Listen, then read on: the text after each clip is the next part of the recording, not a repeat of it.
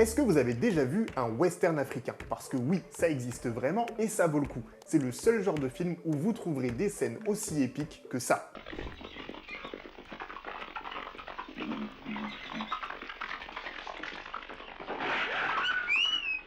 C'est incroyable, un cow-boy africain qui cavale derrière une girafe, mais d'où sort ce film et pourquoi je ne l'ai pas vu avant? Je pense que ça devrait être un mème.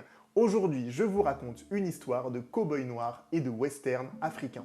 Bienvenue sur la chaîne Histoire Crépue, et ici on parle d'histoire coloniale, une histoire complexe et passionnante qui nous aide à mieux comprendre l'actualité. Cette vidéo est réalisée en partenariat avec la plateforme de films Tank qui diffuse une sélection intitulée Western Fura, les cow-boys sont noirs. Cette sélection a été imaginée par Farah, alors je la laisse se présenter.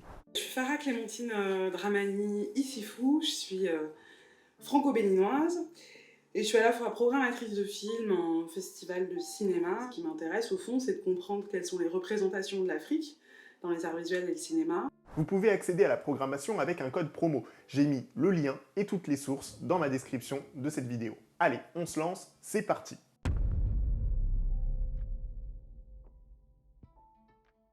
Quand on pense au cow-boy, l'image qui nous vient à l'esprit en premier, c'est souvent celle de l'homme blanc solitaire et mystérieux qui chevauche à travers les vastes plaines de l'Ouest américain. Il incarne la liberté, l'honneur, c'est le contraire du hors-la-loi. Mais en réalité, un cow-boy, c'est quoi? Le terme cow-boy signifie littéralement « garçon vaché ». À l'origine, les cow-boys gardent et déplacent des troupeaux de vaches, une activité essentiellement rurale qu'on retrouve dans de nombreux pays. Aux États-Unis, c'était un métier précaire qui attirait des travailleurs d'origines diverses, des blancs, des asiatiques, mais aussi des noirs. Après la guerre de sécession et l'abolition de l'esclavage, des milliers d'anciens esclaves migrent vers l'Ouest pour chercher du travail. C'était une main-d'œuvre pas chère et les grands propriétaires de troupeaux vont en profiter. Au bout de quelques années, environ un quart des cow-boys sont des Afro-Américains. L'essentiel de leur histoire a été oublié, même s'il reste quelques exemples légendaires comme celui de Jesse Stahl, l'une des plus grandes figures du rodéo. Pendant une compétition, pour dénoncer le racisme des jurys blancs, il avait monté son cheval à l'envers. On appelle ça le Suicide Ride. Légendaire. Bref, malgré cette forte présence noire, notre imaginaire collectif continue d'associer le cow-boy à un homme blanc. En effet, je dirais dans l'imaginaire commun, le cow-boy, comme tu viens de le dire, il est associé au héros blanc, à la conquête de l'Ouest, à la conquête finalement coloniale, et au mythe qui a été construit justement à travers le western et à travers la figure du cow-boy, le mythe de l'impérialisme américain. Il faut donc qu'on parle des westerns, un genre de film très particulier.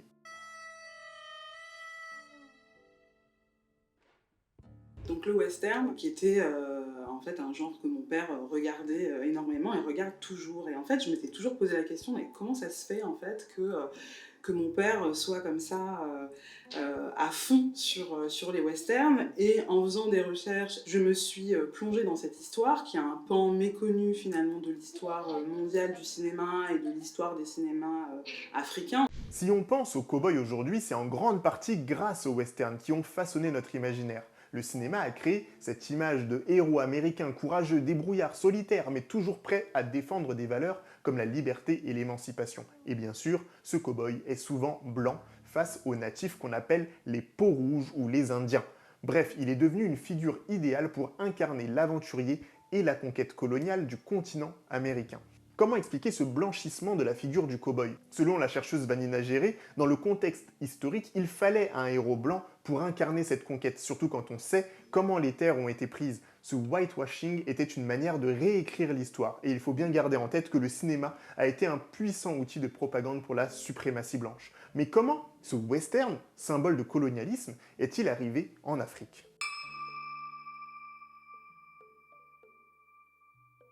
Ce qui est intéressant, c'est de constater que les westerns étaient le genre cinématographique le plus facilement accessible sur le continent africain pendant la période coloniale, parce que, notamment en Afrique francophone, en 1934, il y a un décret, qui est le décret Pierre Laval, qui interdit en fait à toute personne de tourner dans les colonies sans l'autorisation du gouverneur de cette colonie. Concrètement, qu'est-ce que ça veut dire? Ça veut dire l'impossibilité pour les Africains de se filmer eux-mêmes, et l'impossibilité aussi pour les Européens, par exemple, de faire des films anticoloniaux. Pierre Laval va mettre en place un système de censure extrêmement efficace. C'est la raison pour laquelle aujourd'hui, nous avons principalement accès à des images de propagande coloniale. Il était impossible de critiquer les colons, de filmer les révoltes ou les répressions, et d'ailleurs le seul Français qui a réussi à esquiver cette censure, c'est René Vauthier quand il a sorti son film Afrique 50, le premier film anticolonialiste français. Il a d'ailleurs été condamné à de la prison pour ça, mais on en parlera dans d'autres vidéos si ça vous intéresse. Donc à cette époque-là en Afrique, jusque dans les années 60, au fond, la production cinématographique qui arrive dans les salles de cinéma sur le continent, c'est une production étrangère, avec une forte domination déjà, et c'est normal vu l'histoire du cinéma, des productions américaines et des westerns.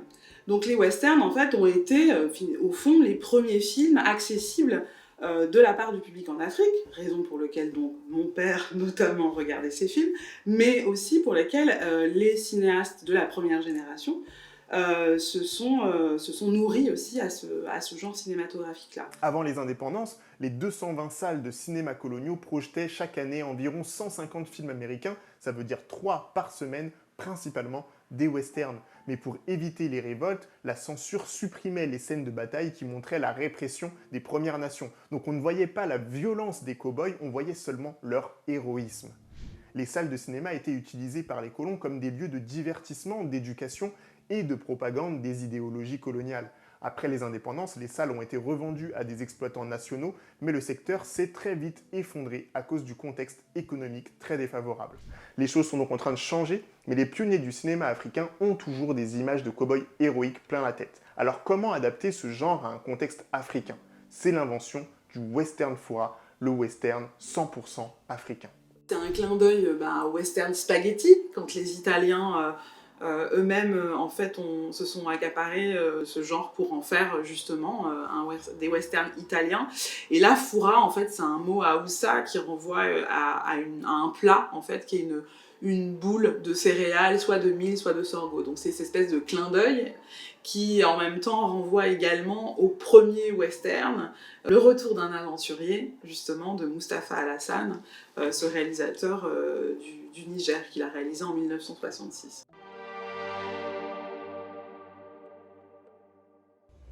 Le premier western africain a été tourné en 1966 au Niger par Alassane Mustapha. Il s'appelle Le Retour d'un aventurier.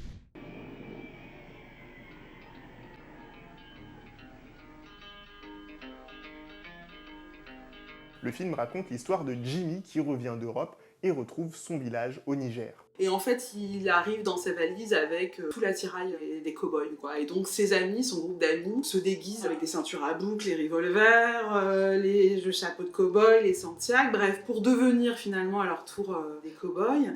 Et j'allais dire, semer la panique dans leur village. Une fois déguisés, les jeunes Africains se transforment en hors-la-loi. Ils fument, ils volent, ils se battent, ils bouleversent complètement l'harmonie du village. Le film se passe dans les plaines arides du Niger.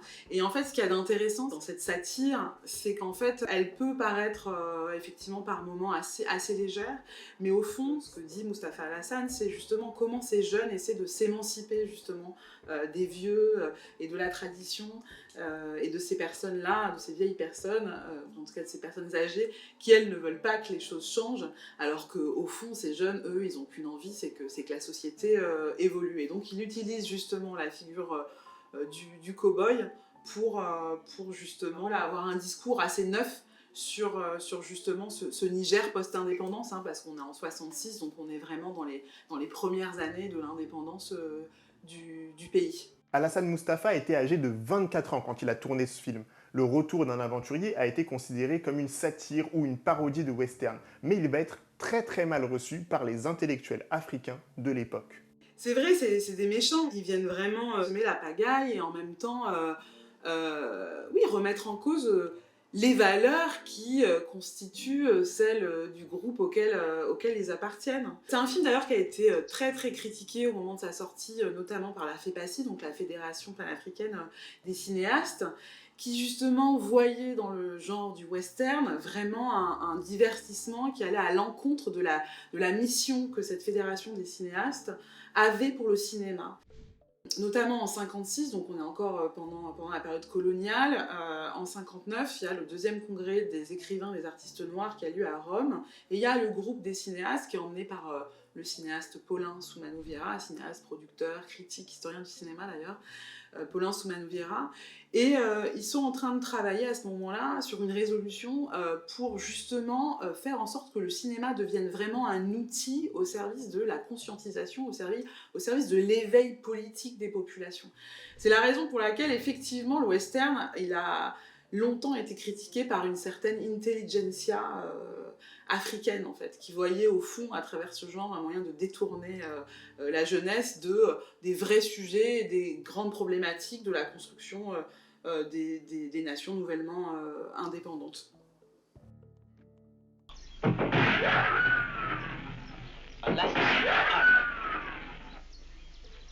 Vous avez tous bien compris? Oui. Maintenant, on peut aller manger. C'est clair que la morale du Retour d'un aventurier n'est pas vraiment constructive, mais en même temps, le film bouleverse certains schémas. Par exemple, dans la bande, il y a une femme, Reine Christine, qui monte à cheval. C'était extrêmement rare à l'époque. Et l'actrice, Zalika Souley, a ensuite eu une longue carrière et elle est devenue, aujourd'hui, la doyenne du cinéma nigérien. Mais ce qui me fascine vraiment dans le Retour d'un aventurier, c'est cette course à la girafe.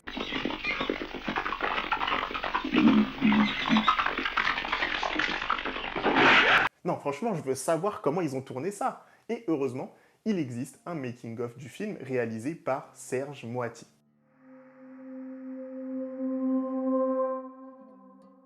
En 1967, le réalisateur Serge Moati sort un documentaire intitulé « Les cow-boys sont noirs », un film qui retrace le tournage du Retour d'un aventurier. On comprend que les acteurs du film ne sont pas des professionnels, ce sont vraiment des amis de Mustapha Alassane qui se sont déguisés en cow-boy le temps du tournage. Il est vraiment formidable ce documentaire. Donc Serge Moati, il décide de faire un film dans le film, de mettre en abîme justement ces personnages qu'on découvre cette fois-ci dans leur vraie vie. Donc en fait, ils apparaissent face caméra en se retournant chacun et en donnant leur nom, en donnant aussi un de leurs acteurs préférés. Je suis Djingare Abdoulaye Maïga, releveur à la Safelec. Mon acteur préféré est Glenn Ford. Et ce qui est intéressant, c'est la façon dont ces jeunes deviennent des personnalités indépendantes et épris de liberté, quand en fait ils ont l'accoutrement du cow-boy, quoi. Donc encore une fois, Santiago, enfin toute la panoplie du cow-boy est réunie. Et à travers justement ce film, il met vraiment, je trouve, en exergue le propos qu'on vient de détailler sur le film de Mustapha Alassane, à savoir l'envie pour ces jeunes d'aller au-delà, en tout cas de sortir de ce joug à la fois colonial et de ce joug aussi, j'allais dire, traditionnel, ancestral, en tout cas de cette domination des anciens sur les plus jeunes dans la société, quoi. On est vraiment dans le désir d'émancipation d'une jeune génération. Le film nous plonge dans l'imaginaire. Avec les déguisements et le trucage, tout devient possible, même le scandale. Pour faire comprendre à ses amis de Niamey que le cinéma est un truc, où les morts ne sont pas de vrais morts, les amours de vrais amours, pour faire galoper des chevaux dans des paysages si westerns que l'on cherche des Indiens derrière les arbres, Mustapha Alassane, 24 ans, et ses amis, Abdou, Boubacar, Djingare, qui ont des mobylettes Johnny Hallyday et des pantalons Zazou, tournent un western avec une petite caméra et des revolvers achetés au bazar. Regardez très bien. Toi, caméraman, tu vas me faire le plan de là et tu fais un travelling avant, par ici. On est dans le fantasme, mais c'est ce que permet aussi, je dirais, le genre du western. C'est-à-dire que c'est aussi un lieu de l'expression, d'une utopie, de souvenirs, un lieu d'émancipation, en fait. Et donc, en effet, c'est le fantasme, mais à partir de choses quand même, de réalités historiques, sociales, culturelles, politiques, qui existent, quoi. On retrouve un portrait de la seule femme du groupe, Reine Christine, à une époque où il était presque impossible pour une femme de participer à ce genre de film. Et d'ailleurs, le personnage de Reine Christine a inspiré d'autres personnages féminins, notamment dans le film Black Atta de Camille Varenne.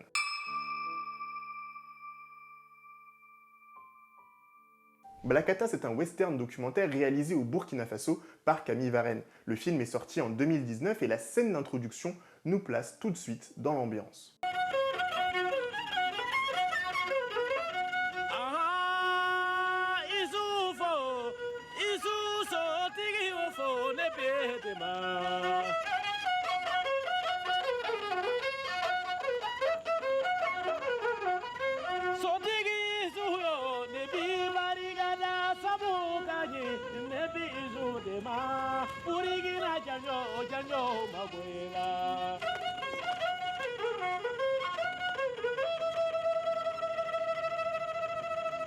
Dans ce film, on suit un groupe de cavaliers burkinabés qui se déguisent en cow-boys pour repenser leur place dans la société.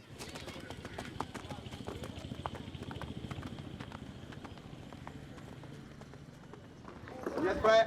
Ouais. Action!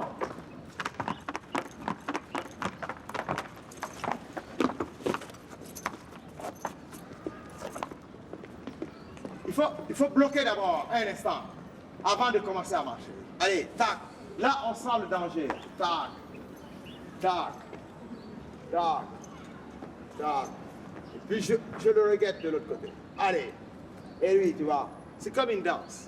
Au fond, le costume a un pouvoir agissant sur ces jeunes. Et c'est ça qui est vraiment, je trouve, hyper intéressant. Et qu'on retrouve en effet dans le film aussi de Camille. Parce que ma chérie, c'est parce qu'elle a cet accoutrement-là qu'elle réussit aussi à être la femme qu'elle est, à affirmer son désir d'émancipation et son désir d'être une femme indépendante, en fait. Ça lui permet ça, en fait. Une femme cavalière, ce n'est pas si surprenant au Burkina Faso. L'une des figures mythiques du pays, c'est la princesse Yenenga, la fondatrice du royaume Mossi. Depuis, le roi des Mossi, qu'on appelle le Moro Naba, est toujours accompagné de ses guerriers, des cavaliers qui paradent lors des sorties du roi. Mais dans leur temps libre, ces guerriers, ce sont de simples citoyens qui circulent à cheval dans un pays où les routes se bétonnent, où la voiture prend de plus en plus de place. Alors comment transmettre cette tradition ancestrale dans un monde qui change? C'est la question que pose ce film. On suit un père et son fils qui jouent au cow-boy tout en réfléchissant à la transmission de leur héritage. Au-delà du western, Black Hatta propose une vraie réflexion sur la place des cavaliers dans les sociétés d'Afrique de l'Ouest. Je ne pense pas qu'effectivement les cow-boys ont existé en Afrique tel qu'on se l'imagine, en tout cas dans une production de films hollywoodienne ou européenne ou même africaine.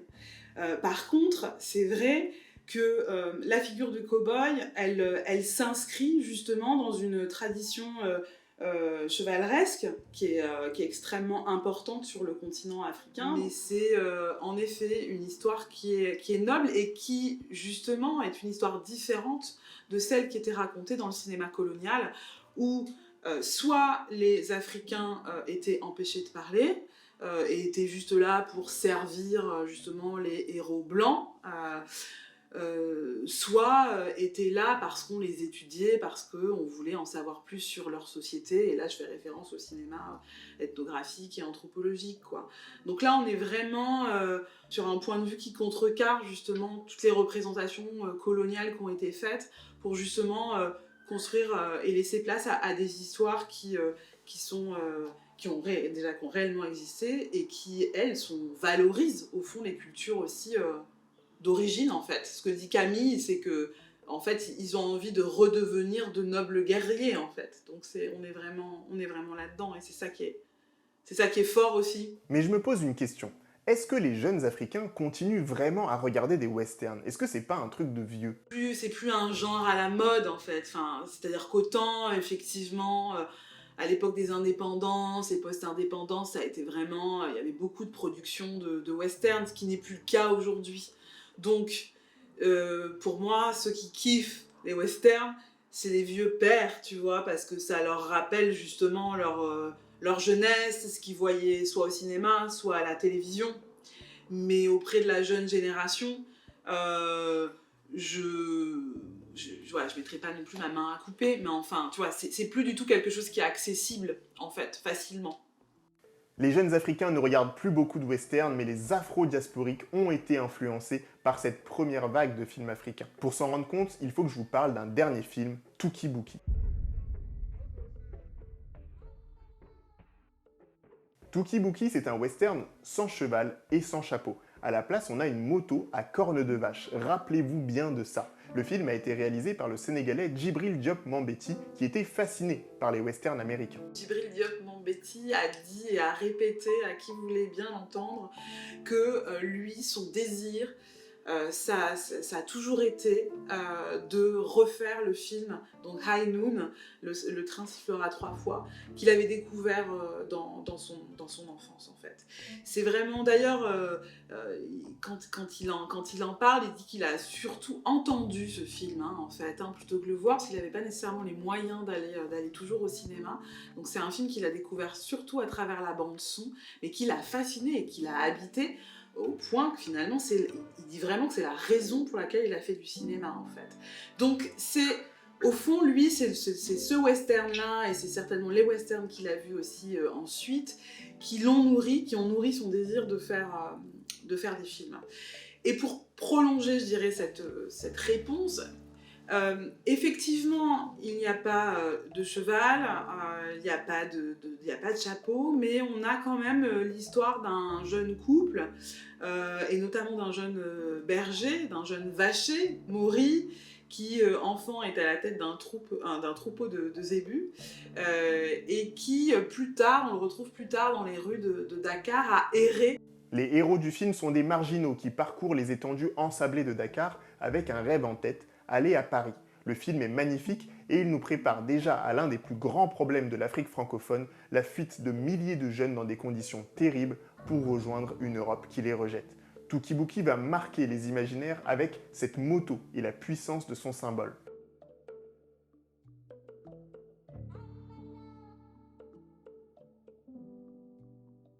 C'est la question des illusions, des désillusions aussi suite aux indépendances que traverse ce jeune couple, et le désir de quitter Dakar pour Paris. Donc c'est là aussi où on retrouve un peu la figure du cow-boy, mais du cow-boy moderne, du cow-boy contemporain en fait, qui a troqué justement son destrier pour sa moto, qui arbore justement ses cornes, qui ont été reprises, d'ailleurs cette image qui a été reprise notamment par Beyoncé et Jay-Z lors de un précédent album.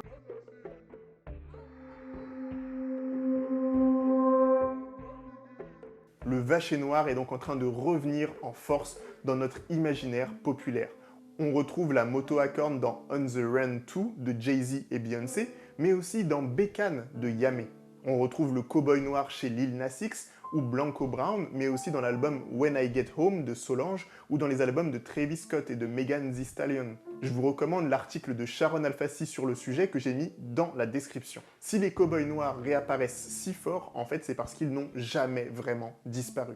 Depuis un siècle, aux États-Unis, les écuries de Fletcher Street font partie du paysage de Philadelphie. Elles ont été photographiées par Martha Camarillo, puis l'artiste Mohamed Bourouissa en a fait un film dans lequel on voit de jeunes Afro-Américains entretenir la tradition équestre noire. Le film de Mohamed Bourouissa, qui justement fait partie de la programmation, traite aussi s'attache aussi à filmer des jeunes gens qui font partie d'un club et qui justement réinvestissent cette image de, pas nécessairement d'ailleurs de cavalier, pas justement de cow-boy, mais plutôt de cavalier. Mais l'idée, c'est vraiment, encore une fois, d'avoir cette possibilité de se définir. Et d'ailleurs, c'est justement un de ces jeunes dans le film qui dit « Je sais que tout le monde aimerait bien que je m'accoutre avec des vêtements de cow-boy, mais moi, je suis un cavalier. » Et en fait, quand il dit ça, en fait, il s'affirme lui-même. Il refuse justement la catégorisation, la définition par les autres, et ce qui est quand même caractéristique de la manière dont les corps noirs, entre autres, ont été définis par les autres.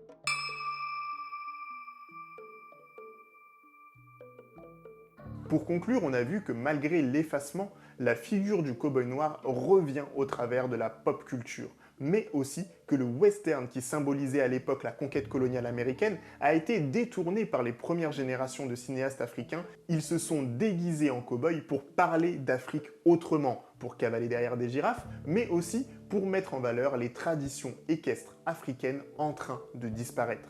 Le programme Western Fura, les cow-boys sont noirs nous aide à regarder l'histoire avec un regard neuf. Il ne faut pas penser que l'Occident est imperméable aux autres cultures comme si elles étaient figées dans le temps. L'histoire des westerns africains prouve qu'il s'agit d'une histoire partagée où les héros ne sont plus simplement blancs et américains, mais aussi africains, hybrides, et qu'ils reviennent aujourd'hui influencer nos imaginaires. Et c'est là que réside toute la force du Western Fura. Il nous pousse à décentrer notre point de vue et à réinventer nos héros. Ce qui est intéressant à travers justement le programme Les Cowboys sont noirs et les westerns africains et de manière générale les westerns du sud global, c'est comment les cinéastes réinvestissent cette figure du cowboy, réinvestissent le western, se l'approprient et proposer d'autres lectures du monde.